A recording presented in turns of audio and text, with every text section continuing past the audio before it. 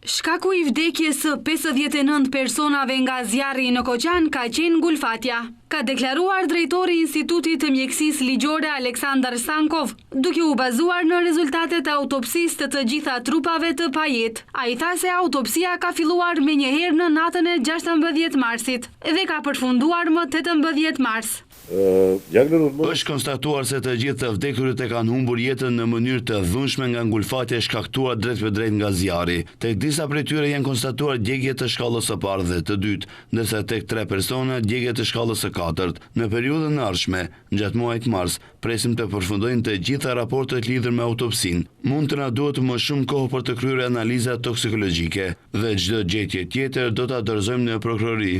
Ai theksoi se për autopsinë kanë shfrytzuar 2 mënyra, identifikimin me anë të ADN-s dhe gjurmët e gishtërinjeve. Duke ju referuar gazi që kanë thithur të vdekurit si pasojë e zjarrit, Stankov tha se ai është një gaz shumë i rrezikshëm dhe se vdekja prej tij mund të ndodhë shumë shpejt. Tani jemi duke bërë analiza toksikologjike për të përcaktuar se çfarë është e pranishme në gjak, por sipas gjetjeve makroskopike gjatë autopsisë, shumica e tyre kishin thithur monoksid karboni. Monoksidi i karbonit është një gaz shumë i rrezikshëm, pa erë, pa shije që vepron në sistemin nervor, qëndron dhe i paaftëson viktimat, pas e cilës vdekja mund të ndodhë shumë shpejt, në varësi të disa minutave.